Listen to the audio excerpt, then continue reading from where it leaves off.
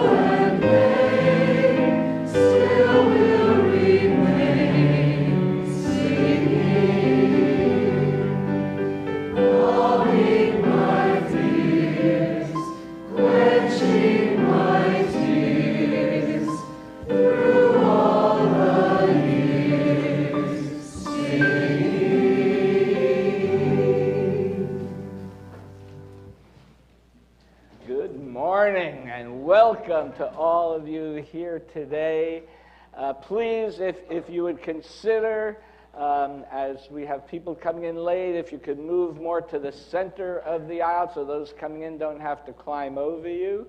And on non-choir days, to move up front. There are still a couple of seats, though, in the front, and we won't call on you, I promise. Unless you really want us to. No.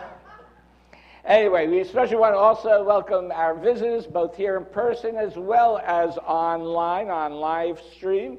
We invite our visitors to participate in any of the events that we have here at the congregation. And to find out more about Unitarian Universalism, we encourage you to register either in our virtual guest book online at uusrq.org or at the welcome desk right outside the sanctuary. If you do, you will get a weekly email with upcoming events and as well as Zoom links for virtual events. As well, today is, I think, second Sunday potluck, isn't it? And so please join us. Even if you didn't bring anything, you are our guests. So please join us after service so we can get to know each other. A couple of special announcements. The UUSRQ is hosting the Meadows Chorus Holiday Concert in the sanctuary on Friday, December 13th at 7 p.m. The concert is free and open to the public, and a reception will follow in the courtyard. And each month we have started, particularly since we're all going to be together eating a potluck, an engagement question. And our question for today, which we ask you to engage with, is how do you experience wonder in the world? And so now, without further ado, I believe we have the choir.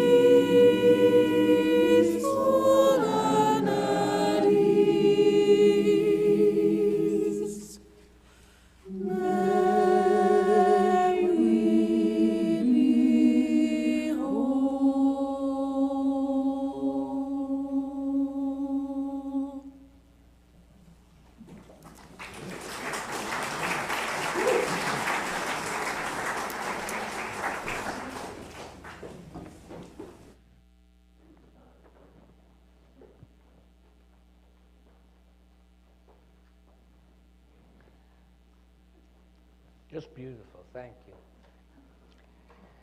Our opening reading today is from the book of Exodus, chapter 3. Moses was tending to the flock of his father-in-law Jethro, the priest of Midian.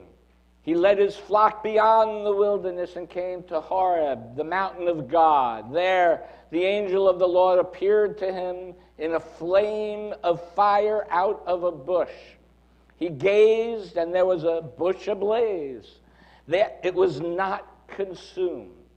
And then Moses said, I must turn aside and look at this marvelous sight. Why doesn't the bush burn up? And when the Lord saw that he had turned aside to look, God called to him out of the bush and said, Moses, Moses. And Moses said, Here I am. And then he said, Do not come closer. Remove the sandals from your feet, for the place on which you stand is holy ground. And then the Lord said, I will send you to Pharaoh, and you shall free my people, the Israelites, from Egypt. But Moses said to God, Who am I that I should go to Pharaoh and bring the Israelites out of Egypt? He said, I will be with you, and that shall be the sign for you that it is I who sent you. But Moses said to God, If I come to the Israelites and say to them, The God of your ancestors has sent me to you, and they ask me, What is its name? What shall I say to them? And God said to Moses, I will be what I will be. And as we light our chalice now, habit, please join me in affirming our value of generosity, which is printed in your order of service and will be displayed on the screen behind me. We cultivate a spirit of gratitude and hope. We covenant to freely and compassionately share our faith, presence, and resources. Our generosity connects us to one another in relationships of interdependence and mutuality.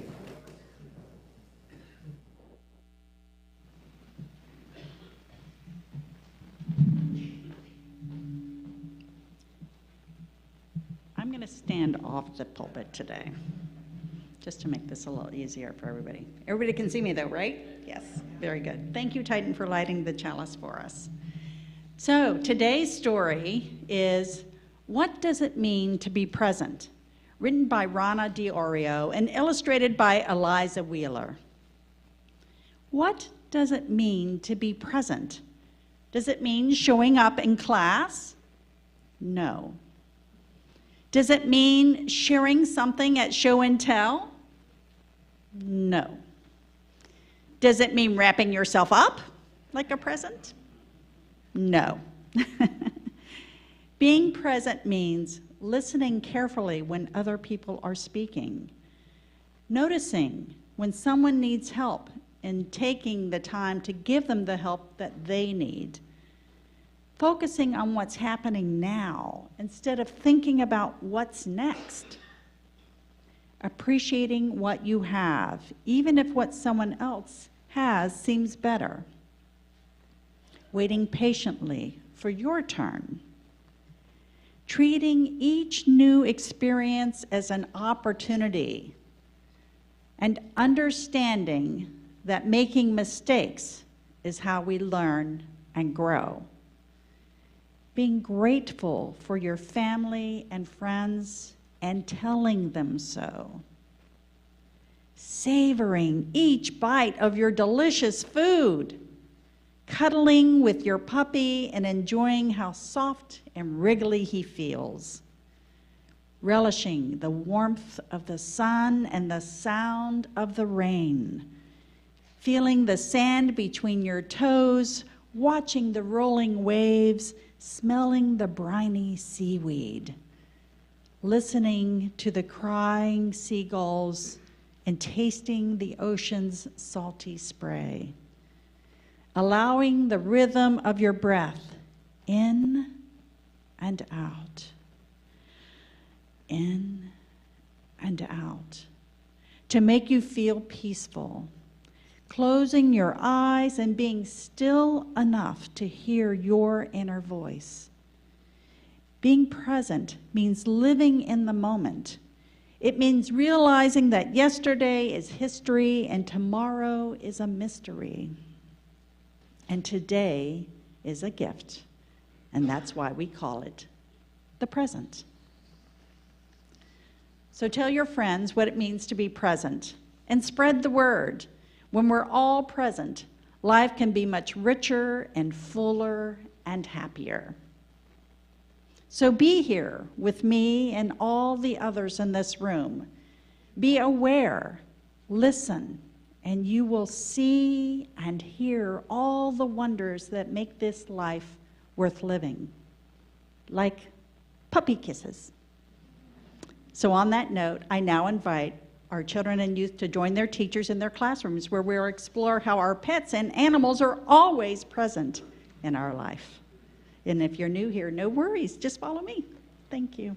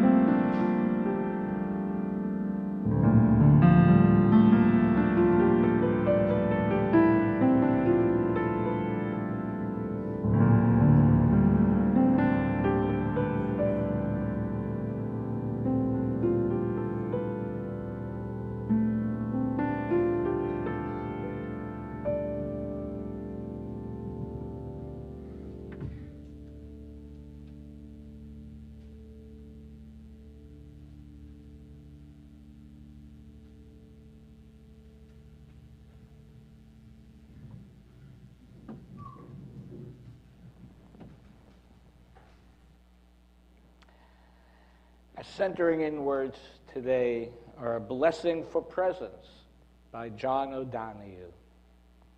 May you awake to the mystery of being here and enter the quiet immensity of your own presence.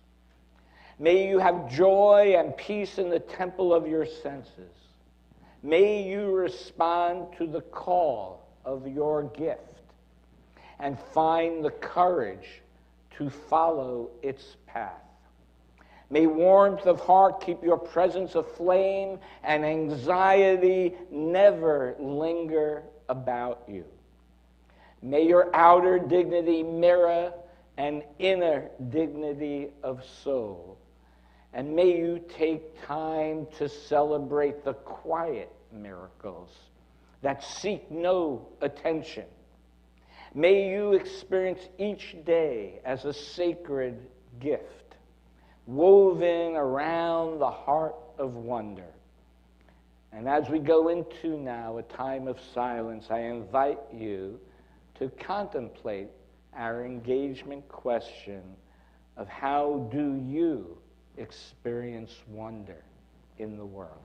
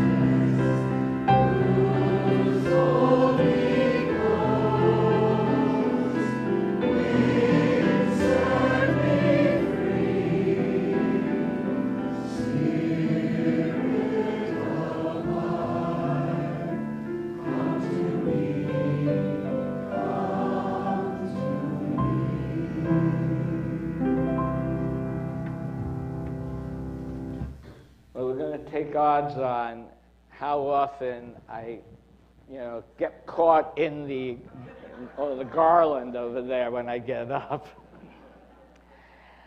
So when I think of the word presence, numerous things come to mind, and I do not mean the things we find under the Christmas tree or Hanukkah bush, although I know with my accent I sometimes drop the T and it sounds the same.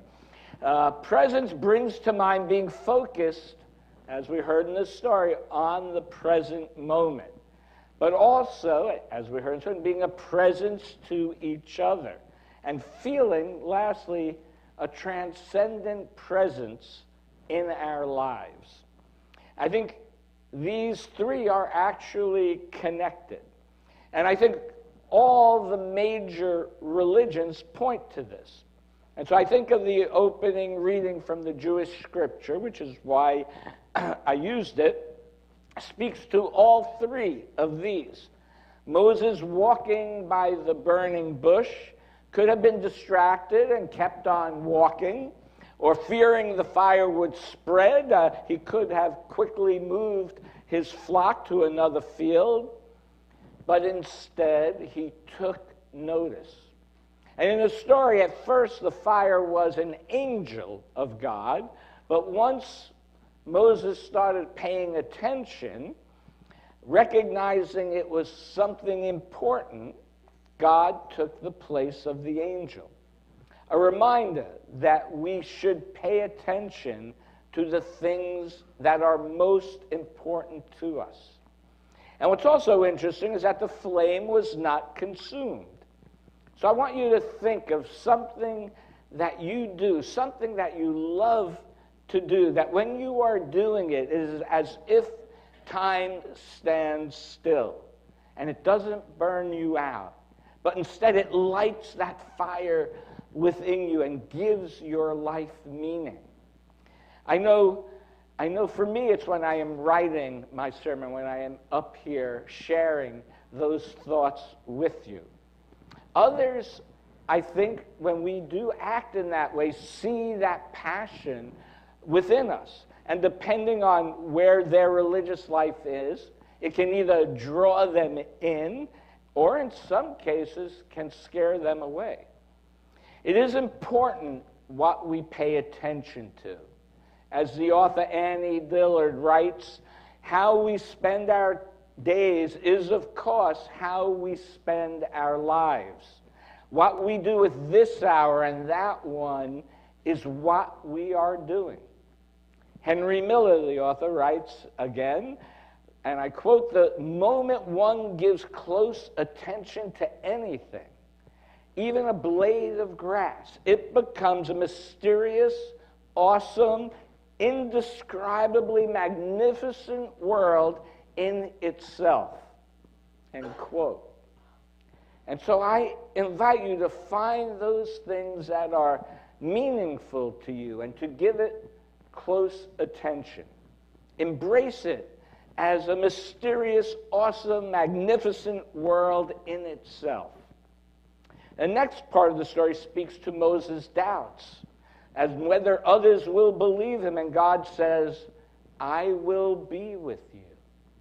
Right? Sometimes all we need to do to have courage is to have faith in ourselves, to find comfort, is to have someone else be with us on our journey. You know, when I was a chaplain in a hospital, and as well as when I do pastoral care in my ministry here and my previous, the healing that I could provide for others was and is often just to listen to others, to hear their joys and sorrows, to help people reconcile their inner and worldly conflicts. So often, we don't realize most people feel alone, right, and have no one to share their stories with. Or even more so, they are surrounded by others, but don't share their innermost thoughts and wonderings with others out of fear of being judged. Of course, being a chaplain in a hospital, I met people who often were facing their deepest spiritual crisis in their lives. But someone does not have to be in a crisis for us to listen to them. If we are in the present moments, our hearts and our minds should always be in the mindset of, "Here I am." When we are fully present to another person, our heart is full of compassion for others. And thus we are standing on holy ground. When we are fully present to another person, our minds are open to new ideas and new ways of seeing and being in the world, and that as well is standing on holy ground. In the scripture, God defines its name as "I am who I am," meaning we are holy if we act authentically. Or as indicated in the Jewish Study Bible, God's name is translated as, "My nature will become evident from my actions." I like that last translation, actually. The results of our actions we take in the world are what define us.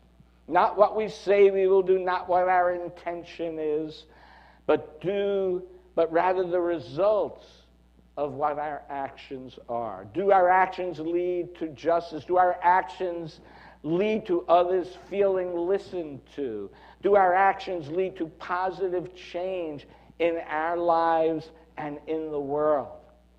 In this story, just as in life, with attention, change can happen. Sometimes there's too much change all at once, or too many distractions in our lives. So how how do we maintain the burning bush within us? Right? We can't always go back to the mountaintop. We don't want enlightenment for just one day a year. You know, when maybe we go on some sacred pilgrimage somewhere or have a special encounter with someone. We have to incorporate that experience into everything and every interaction that we have. So, how do we do? How do we bring that burning bush with us? So whenever I have difficult challenges like this, I turn to Google. It's amazing.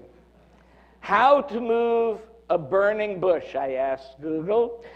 And it gave me 4 steps. As you see, the burning bush they were talking about was not quite the same as in the biblical story, but it does have that same presence, I think. So number 1, it says full sun is needed to reach its full potential. Right? So we must go into each endeavor with a warmth of heart and shine our light of truth to see our way forward. We must bring our full self into everything that we do. Number 2, in moving a burning bush, dig a hole twice as wide and just as deep. Meaning we must not be superficial, right? We must be willing to go deep within ourselves and with others to learn the truth and find enlightenment. We must not take things at face value, but know that there is a depth beneath the surface. And we must give each other enough room to grow. We must be also open, right, to giving ourselves enough room to grow. Thus, why you build it twice as wide and twice as deep. And 3, in moving a burning bush, prune the dead bushes immediately following bloom. I will tell you, I've never grown a bush, so moved a bush. So this was all very informative to me. But metaphorically, it all makes sense. When I worked in the business world, I'd go into a new company, I would ask employees, why they were doing something a certain way, and I told them the only answer they could not give me was, this is the way we always did it. Now, it still may be a valid way to do that, but sometimes things change. Right? I found people running reports that no one actually ever looked at because they were no longer relevant. Or sometimes I found people using archaic methods and technology because that's the way they were taught to do it.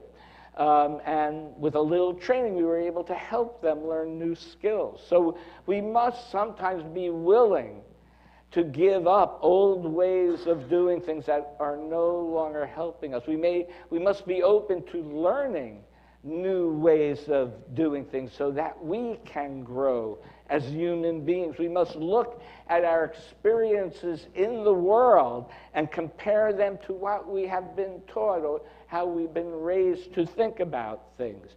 There may have once been a time when a certain truth bloomed. Enlightenment, though, must constantly be renewed and revealed as we become more aware of the world that we live in, and we increase our wisdom through new relationships in and with the world. And number 4, in moving a burning bush, put the bush in the ground and water sufficiently. You need to water every day at first for it to survive, end quote. So we must constantly give attention to what it is that we find meaningful, especially at first, so that it becomes a habit to us. Right? Got to keep watering ourselves, right? Especially at first. So once it becomes a habit, then it becomes a part of who we are as a person, how we act and how we live in the world. In order to give the plant the opportunity to grow, or for us as human beings to grow, we need to make sure that the soil is fertile. We need to give it nutrients so that it can strengthen its roots, so that it can hold when those storms come. And just as with the plant, we need to give attention to ourselves and to each other. So some who have walked the path before us to pass on their wisdom to us, so we can then look at that wisdom and incorporate it into our experiences in the world. We also need to pay attention to others who are coming into our community, who have different experiences than we do. And we need to pay attention to that still, small voice within. Each requires relationship. Our relationship with the world, our relationship with others, our relationship with ourselves. It requires both an openness and a trust, and to discern the way forward. Now, ultimately, like the God in the Hebrew Scriptures, we are defined by the results of our actions. That is what this story tells me. To be successful in our intentions for ourselves and the UU of Sarasota requires being with each other and stretching ourselves, stretching our minds, stretching our spirits, stretching our hearts, stretching our lives to live more fully with an unconsumed fire and light the way for ourselves and others. We also ask you to stretch your generosity as we take our offering this week. For those online there, and for those on your cell phone, there's a QR code or a link in the YouTube channel. Let this sacred time begin.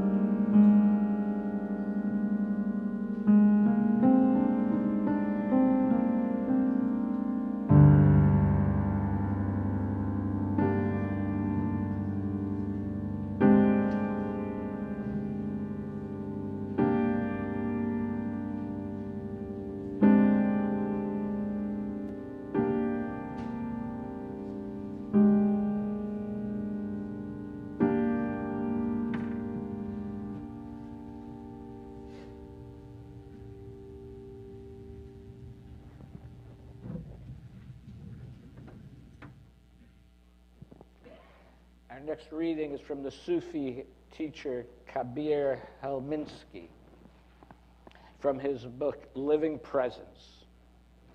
Presence signifies the quality of consciously being here. It is the activation of a higher level of awareness that allows all our other human functions, such as thought, feeling, action, to be known, developed, and harmonized. Presence is the way in which we occupy space, as well as how we flow and move. It shapes our self-image and our emotional tone. It determines the degree of our alertness, openness, and warmth. Presence decides whether we leak and scatter our energy or embody it and direct it. And now, once more, our choir.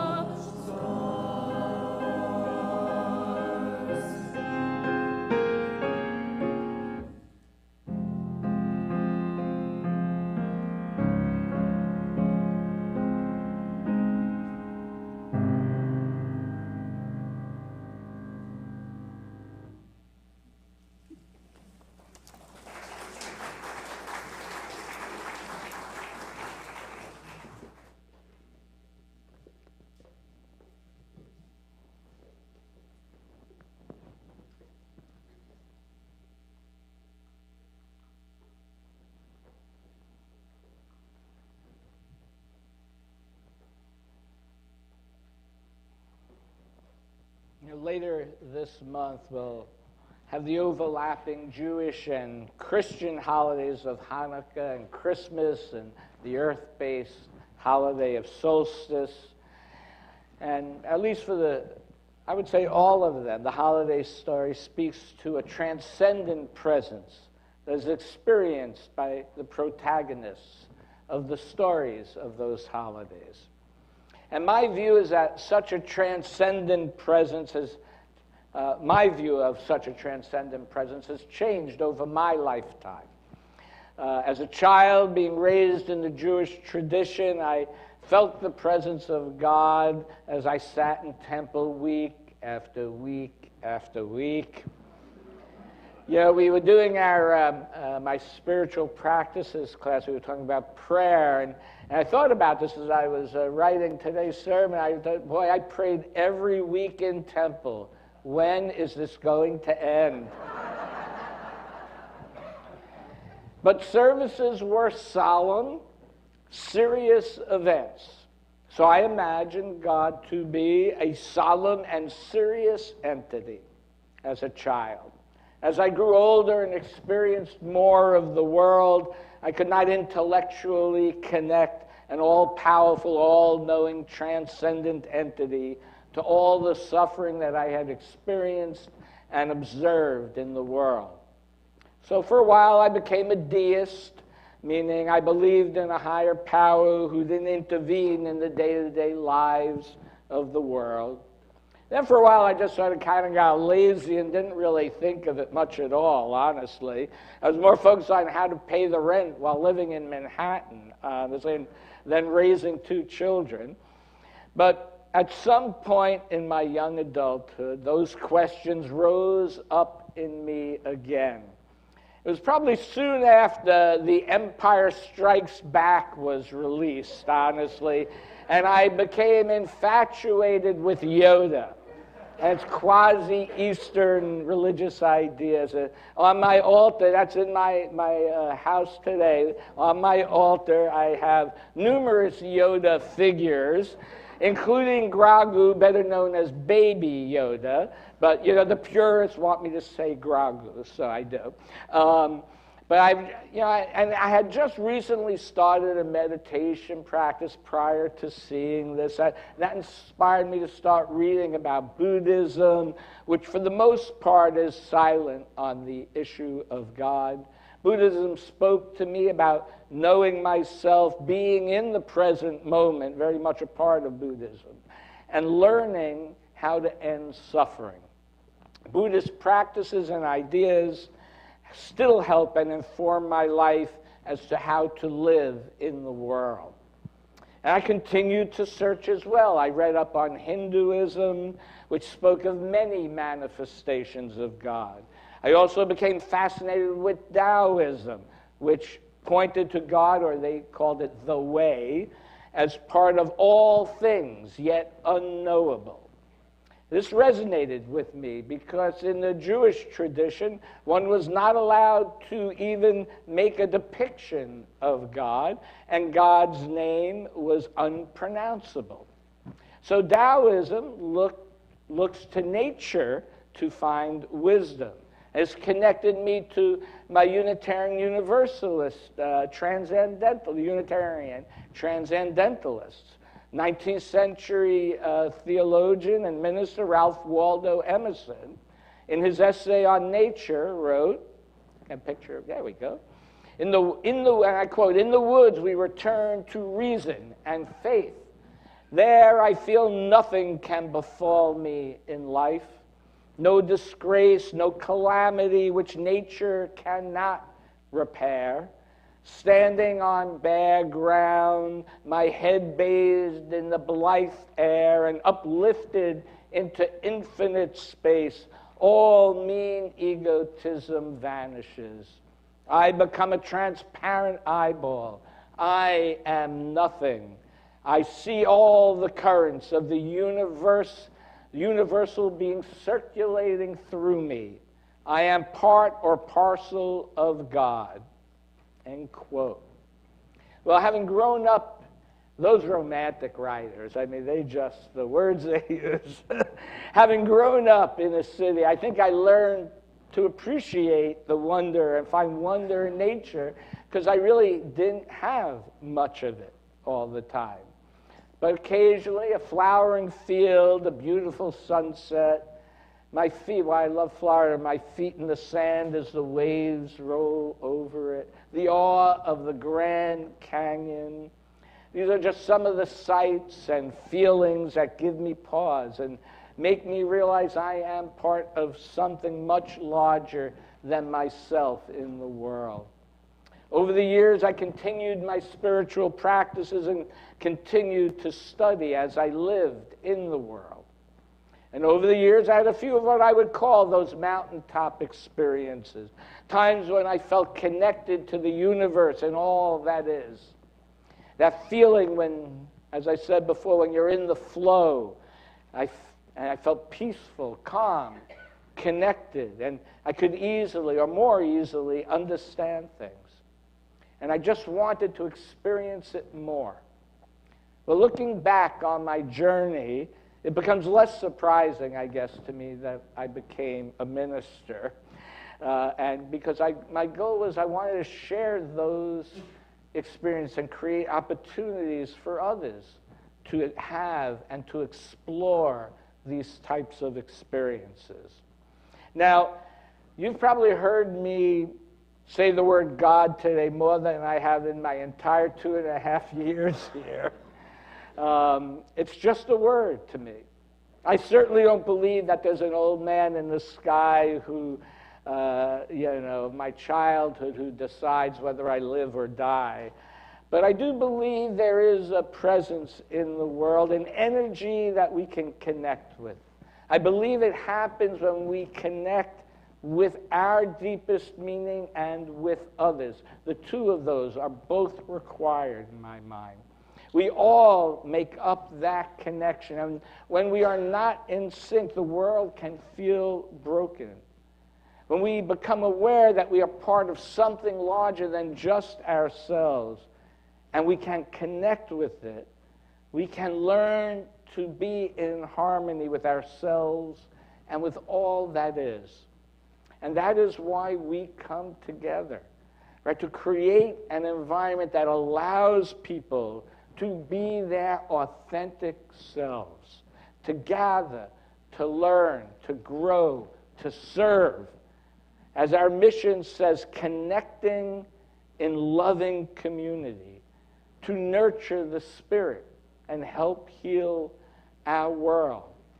And by living out this mission, we make this ground holy. May it be so, and may we make it so. I now invite you to rise in body and or spirit for our closing hymn 347, Gather the Spirit. Amen.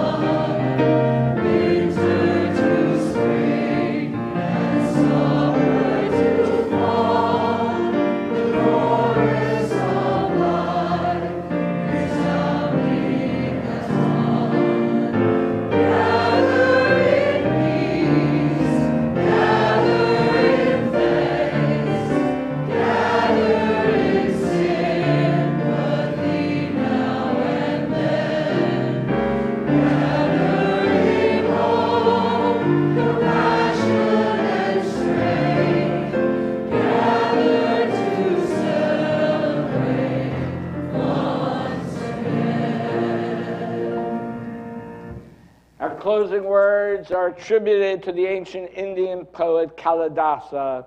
Look to this day, for it is life, the very life of life. In its brief course lie all the verities and realities of your existence, the bliss of growth, the glory of action, the splendor of achievement are but experiences of time. For yesterday is but a dream, and tomorrow is only a vision, and today well lived makes yesterday a dream of happiness, and every tomorrow a vision of hope. Look well, therefore, to this day. Such is the salutation to the ever-new dawn. And now let us join in extinguishing the chalice. We extinguish this flame, but not the light of truth, the warmth of community, or the fire of commitment. These we carry in our hearts until we are together again. Go forth, be gentle with yourself and others, be present to each other, and remind yourselves what brings you wonder. Thank you all for being here today.